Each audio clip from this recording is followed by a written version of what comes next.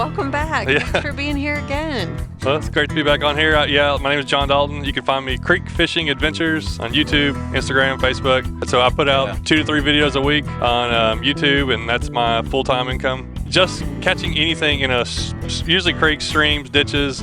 Now I've gotten into kayaking and doing a lot of things, but just the curiosity of just being able to have fun catching a variety of fish is really kind of what grew the channel and drew people to it. And so I had the idea for probably a year, and I wanted to kayak across Tennessee, 5 different locations in 5 days. And I wanted to do it all through public spots, all through places that I can go. I went by myself and I lined up a service that would drop me off. The last river was probably my favorite, the Piney River. It was just the most beautiful river I've ever been down, I think. The water was perfect. It had like that aqua blue. I caught 2 or 3 good like 17-inch smallies. Wow. And I stayed at a campsite that was there right on the river. I was just so glad to explore and find new places like that. It just makes me want to go find even more.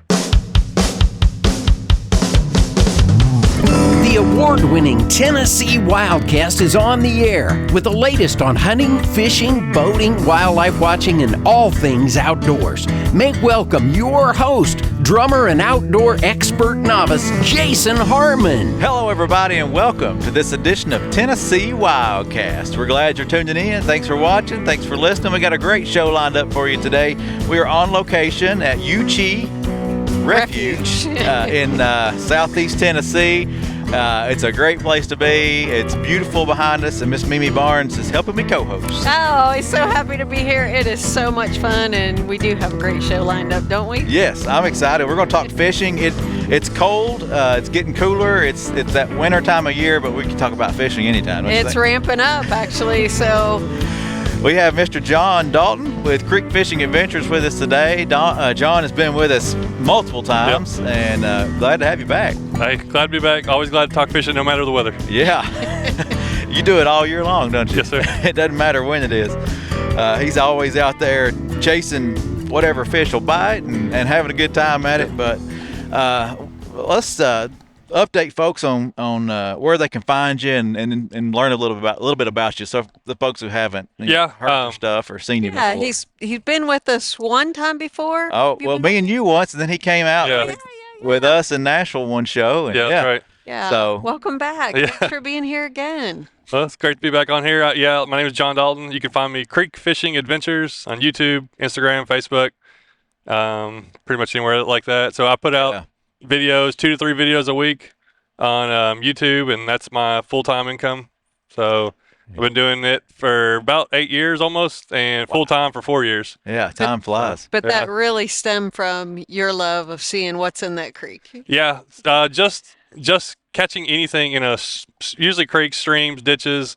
Now I've gotten into kayaking and doing a lot of things, but just the curiosity of just being able to have fun catching a variety of fish is really kind of what grew the channel and drew people to it, and I still get to do it all the time. So yeah, because you were a technician by trade. Yeah, right? HVAC. Yeah. So the transition that's a pretty cool move there to be able to fish for a living. That's awesome. Yeah, went from fixing air conditioners and then just dreaming about getting off work. Now it's like I can go anytime I want, but I gotta edit videos and do stuff like that. But it's kind of weird job change for sure.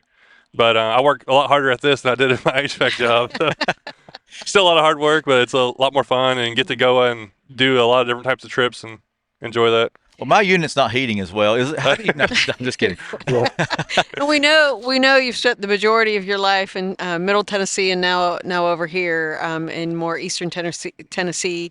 Do you have a favorite place that you go or love going back to? Just all over. I mean, I still feel like there's so many places in Tennessee that I haven't got to explore, so I can't say I have a favorite place yet because there's so much I haven't fished yet. But some of the creeks in Middle Tennessee in the summertime are they're some of the best, like smallmouth. They're just beautiful streams. So that's definitely an area I really like to get at. But we're right here on the side of the mountains. We got all kinds of awesome streams around here and lakes, and there's just so much around here that's fun to fish. Yeah. And if I recall, you used an app so you knew what kind of property you were on.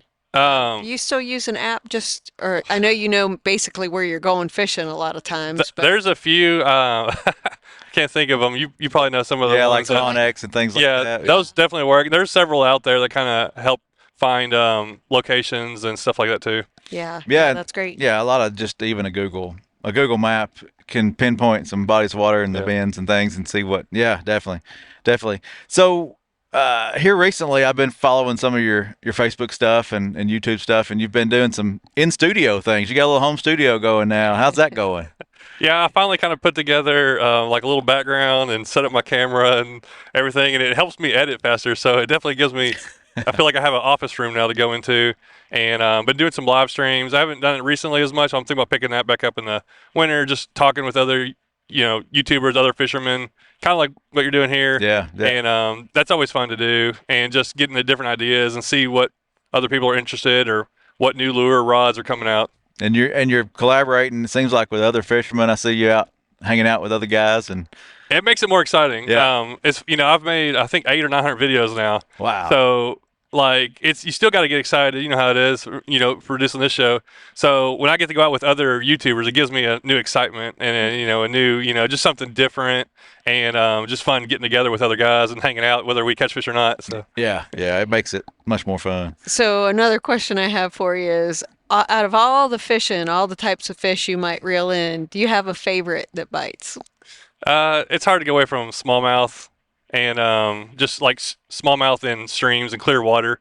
Watching them fight, watching the reaction. That's definitely got to be my favorite to go for. But my favorite fish is a green sunfish, and I just call it like the ultimate creek fish because and around here is like. And it's like also a sign that's like that's what my logo is, green sunfish. Yeah. But like they're only in little creeks. They're way in little places you wouldn't even think they live in the smallest amount of water, and like they don't get active till like warms up. And once they get active, they're like hungry. Yeah. So they're just a cool little sunfish. Yeah. Very cool. That's awesome. Well, this past year, you took a little trip with your kayak and maybe even just waded some streams, but you did a 5-day tour across the state, right? Yeah. And so you called me and you said, "Hey, you got some connections here and there. You're just trying to find, some good ways to go about it, but you made it happen, and I'm sure you got some stories to tell. I'm hoping you can kind of take us on that tour in a short amount of time." Yeah. I'll try to take you through it. So I had the idea for probably a year, and I wanted to kayak across Tennessee, 5 different locations in 5 days.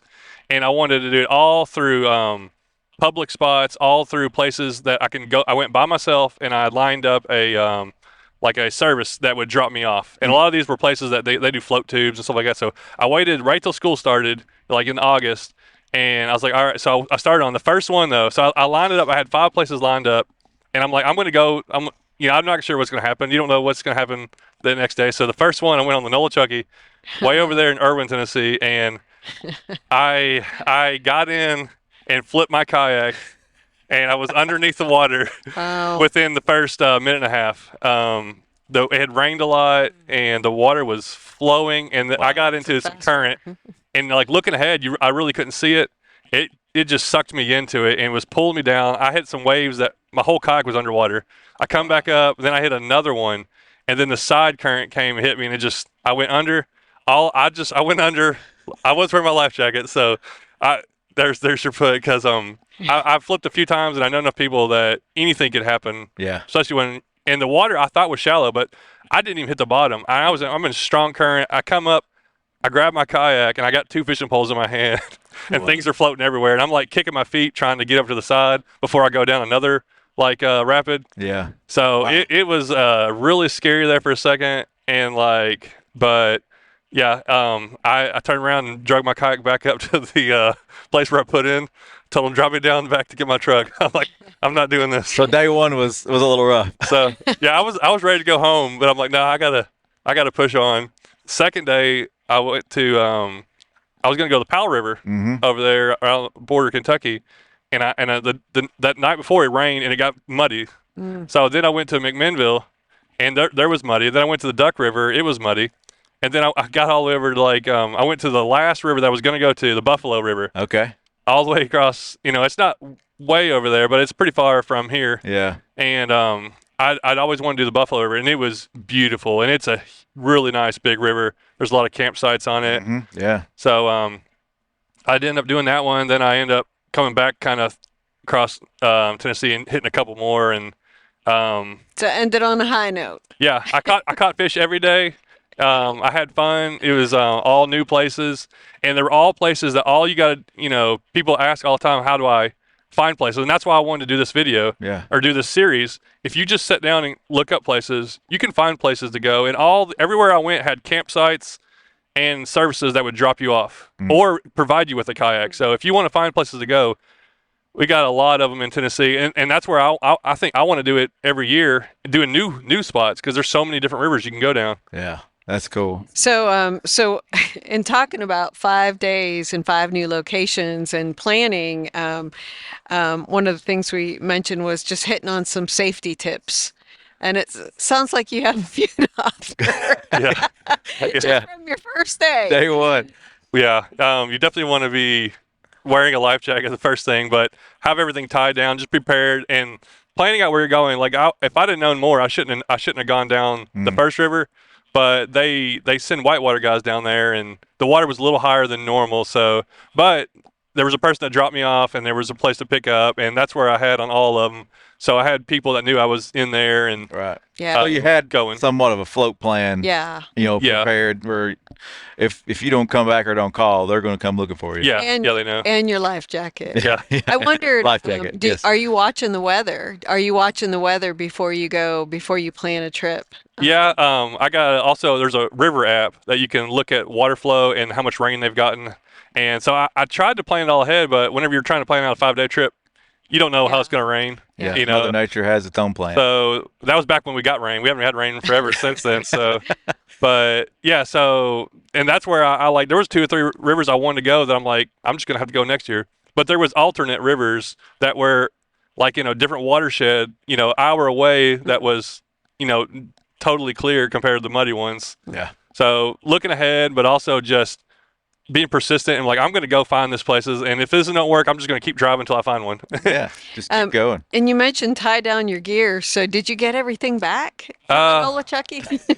Most of it, luckily, a lot of it had like, there was some that fell out and it kind of washed to the side where I picked it out of the water. Wow. I lost like one rod and reel and like a net and I think one cam or something. So I lost some stuff, but it could have been a lot worse. Yeah. Yeah. Glad you were safe. Glad you were wearing your life jacket. Yes. That's a big thing for us. Definitely. Yeah. That's good tips there. Tying things off, maybe putting some floats on some of your gear, especially some of the expensive stuff you don't want to lose if you drop it, Sure. It's a challenge. Dry bags are good, I guess, on kayaks. And I ruined a drone because I thought it was in a dry box, but it wasn't totally dry. So I got another one. So now I'm like extra careful where I put it. And yeah, dry bags. I've got 2 or 3 of those better ones now. Yeah. So yeah. Well, out of those 5 days, you said you caught fish every day. What was the big fish? What was the most fun? Which one was your favorite stop? The last river was probably my favorite, and people might get mad if I say this, but it's the Piney River, and it was just like the end. It was just the most beautiful river I've ever been down. I think the water was perfect. It had like that aqua blue, and it was clear, and it has like these rock bluffs, and I caught 2 or 3 good like 17-inch smallies. Wow. And it was just like the last day of the trip, and it just felt like and I stayed at a campsite that was there right on the river. Yeah, that was just one of those places that's just like, I was just taking pictures the whole way, Nice. and trying to fish. It was just, like some of those places you don't even realize they're in Tennessee, and there's like I said, there's lots of services that let you float down them or send you down them. So yeah, I was just so glad to explore and find new places like that, and just makes me want to go find even more. Yeah. Yeah, what I love about Creek Fishing Adventures, what I love about what you do is that it could be right out your back door, or you could plan a grand adventure, 5 days across, 5-day tour, but you also recognize that there are all these small places, and you don't have to have a ton of gear with you to enjoy fishing and getting outside and being in the water. So. Oh yeah, it can be very simple. Some of my favorite places, we're right on Tennessee River and Chickamauga Lake. The creeks that feed into Chickamauga Lake, they're loaded with fish. Yeah. Especially when that water rises, when they raise it in the springtime. as soon as that water comes up, I go right to those creeks because everything swims up those creeks. Yeah. And I can be catching bass or panfish or, crappie or anything. But also all through the winter, that's kind of like I fish a lot of the banks around here, just catching all kinds of different fish off the banks. Well, you have your kayak with you today. I know before we started shooting, did you have any luck fishing today? Did you try any spots? Actually, it was in my truck from kayaking the other day. I basically don't take it out You because live in that truck. I'll drive somewhere and just stop randomly, like throw it in. Yeah. Or just never know. But I had a tournament the other day, so I hadn't even taken it out of the truck yet. Well, it's that time of year. It's getting colder. It's wintertime. What's some tips? What kind of tips do you have for folks who want to get out there and keep fishing this time of year? I mean, some folks maybe want to deer hunt or be out doing some small game hunting or something, but those fishermen that are itching to go, what do you suggest? Yeah, just do it. I was kind of guy that I would as soon as deer season come around, I was like, oh yeah, I'm putting everything away. I'm not going out there. There's no point going out in the winter. I've learned that the winter can be the best fishing, and now I look forward to it. As long as you dress appropriately, like stay warm, stay bundled up, make sure your kayak's not going to, I got one that's real big and stable. I'm real comfortable on, but I'm not going to do anything as sketchy as some of the places I'll go in the summer. Right. So I don't want, but also I keep a dry bag of clothes in the wintertime. That way, if something was to get wet, I can change out into something dry. But that's a good tip. But if you're kayaking, but I bank fish a lot in the winter because the other day I caught skipjack, red ear, bluegill, crappie, largemouth, golden shiner, and something else, all off a little channel right off the lake here, and on a little bobby garlands. So there's so many fish that come up shallow that you can fish for that some people don't even think to fish for. But also bass fishing is great in the winter. Last January, we had a kayak tournament. It was middle of January. It was 40 degrees, and I would have never gone out and fished, but it was a tournament day. So I'm like, well, I'm going to go out. And I'm all dressed, ready to go. I had one of the best days. Wow. Their fish were just hitting everything. It was crazy. I'm like, I would have never thought that this was possible. Plus, it's quiet. There's no jet skis. There's no pleasure boaters. And these areas around here get really busy in the summer, but in the winter, it's so much more quiet and peaceful and a lot more relaxing. And you got it to yourself pretty much. Well, it may be a more dangerous, not more dangerous, but falling in cold water can be really dangerous. But the fact that there's not a lot of people out there, it may be a little safer floating on some of these areas, especially if you're in a kayak and trying to fish some of these little tournaments and things. But that's cool. And you mentioned Bobby Garland. So what is a Bobby Garland? Oh yeah. For those who don't know, because I'm still wondering. It's like it's just a little 2-inch like minnow style lure, and I call it like a multi-species lure. It can catch anything, and sometimes that's all you need to just if you want to go out and have fun on an ultralight rod or light rod. Little 1/16, 1/32 ounce jig head, a little bitty 1.5, 2-inch lure, and you can just go through and. You don't know what you're going to catch because there's so many different things coming around, and I like lures like that. You can just catch all kinds of stuff with them.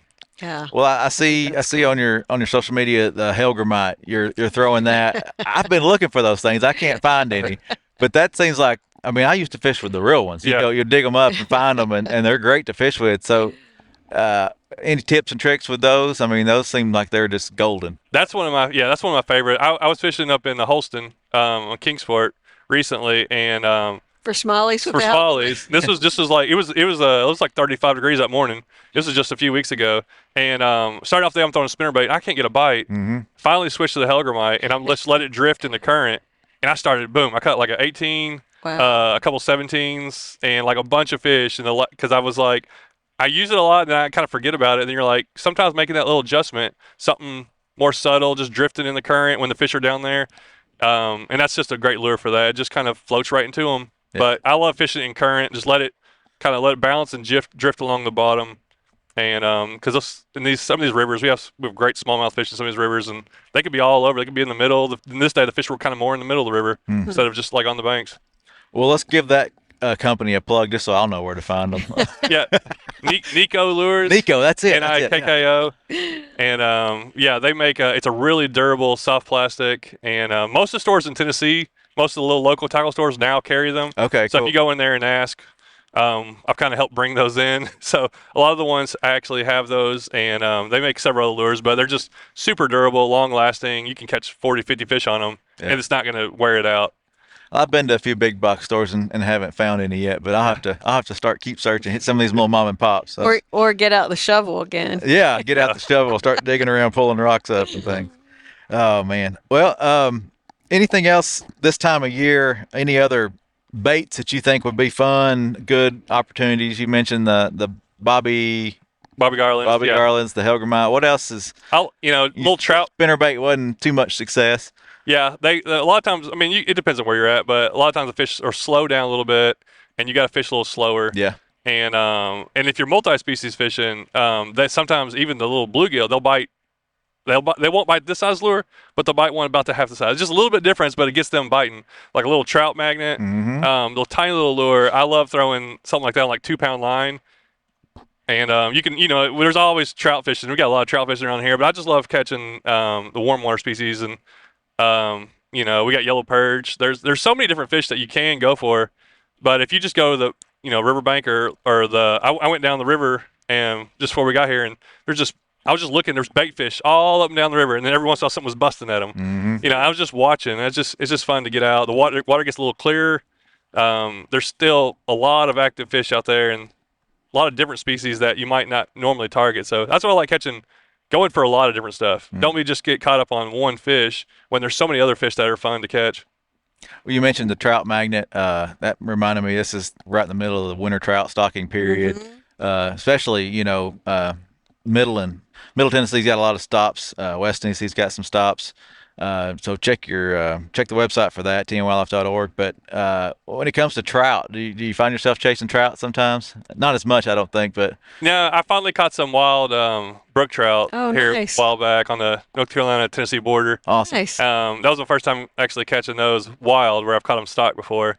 I do like to go for them, and but I don't do it as much. I don't know why, but it's it's just another option. There's so many different, like I said, there's so many different things that you can choose to kind of go target, and that's why I like the variety of it. Yeah. So from what I recall when we've interviewed you before, if something's not working, you're pretty quick to change up your bait. Yeah. Oh yeah. I'll move around. I'll get some live worms. I'll pull those out. Yeah. And sometimes that will open up a whole another bunch of fish that you don't know are right out there. So yeah, I'll go through different lures. If I'm kayaking, I have 2-3 rods with several different lures, from really light stuff to big stuff, and I've been messing around with bigger glide baits and like mag drafts, or like 6 and 7 inch baits. Wow. Watching In creeks. Yeah. In creeks and rivers and stuff, where it sometimes it'll be like a 12-inch fish will eat this big lure, but it gets a reaction, so it's something new. Yeah, and there's so many new things that you can go through, and that's where fishing is just. I mean, a lot of people try to bottle themselves in, I feel like, and you can just open it up, do it all, do everything, try it all. There's so many different things to try out there. Yeah. Well, and we've talked about it in the past, but you've kind of branched out into some of those kayak tournaments and things like that. How's that going, and what's the next year look like for that? I'm going to be going to a national championship in Oklahoma. Oh, wow. That I won through Tennessee. Bass Nation has a kayak trail that you can do, and you can qualify for other ones. And the Tennessee Bass Nation, we actually had our championship in Guntersville, and I got 7th out of like 100 and something people. So I got qualified to go to the national championship. Very cool. And last year I actually did national championship. It was on Chickamauga right here. Okay. Yeah. And I got 13th out of 140. I got the last pagan spot, made $1,000. Wow.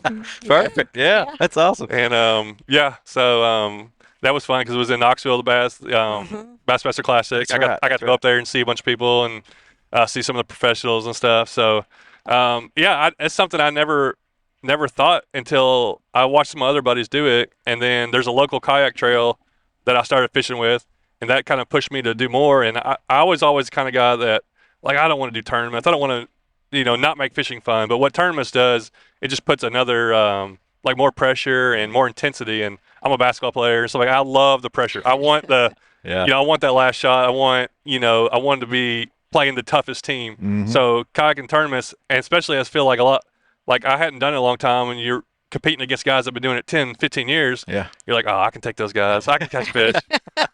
And it's fun. And then I just have fun with it. I'm not trying to win usually. I just want to be in like the top 10, top 15. Yeah, that's awesome. That's awesome. That's fun.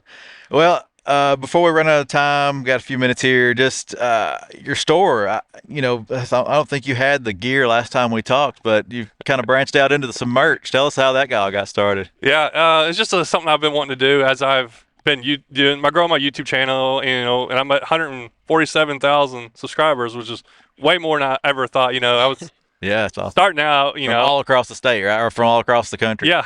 I say majority are probably Tennessee, but it's from all over the whole country and other countries. But so I'm like, I wanted to start something that just my own brand, and so we came up with like a new logo, and we're going to come up with some other stuff. So about 3 months ago, I just started a store. My sister's running it, and her kids are helping out with it. Nice. So it gives them something to do, and I pay them to package them and send them out. Yeah, there you go. And my brother helped me start the store, and so now we have a store. You can find us at creekfishingadventures.com. That'll lead you to it. I got links in like all my social media stuff or in my videos. And we got hoodies, a couple hats, a couple shirts.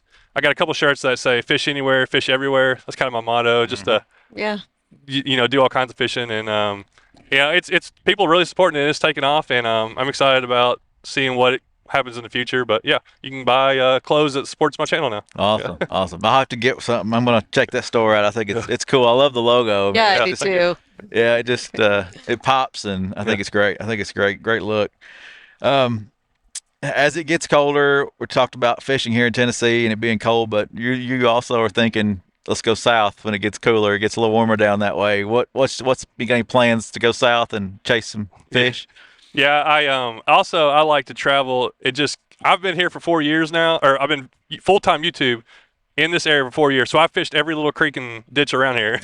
So I have to start traveling to go find new exciting things. Mm-hmm. So I'm supposed to be probably doing a trip South Georgia in about a week. Yeah. And I think I'm just going to go ahead and go down to South Florida after that. Wow. And there's several different fish I plan to target, but there's some areas in South Florida around the Everglades that you can catch so many different types of fish. Mm. And it's such a different environment down there. It feels like you go into whole nother world whenever you go for sure down there, the Everglades stuff. So then there's brackish water, you can catch fish, and and then there's fresh water that has all kinds of different species. So I can go down there and just catch a bunch of fish, and you can fish off the bank. You don't even have to have anything.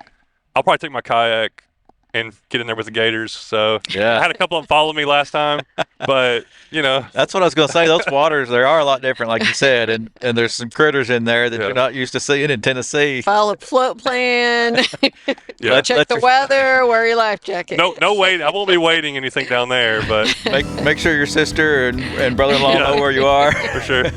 Yeah, share that knowledge. I will say that watching your nephew on your commercials and stuff you've been doing is great. Yeah. I mean, having him join in and the little back and forth y'all have going, it's great. Yeah, that was fun. It's fun to watch. So, thank you, John. I appreciate you thanks, John. making the trip over and coming to chat with us. I'd like it was awesome. Get with you when we can when we're in your neck of the woods. Yeah, we got to set up another fishing trip.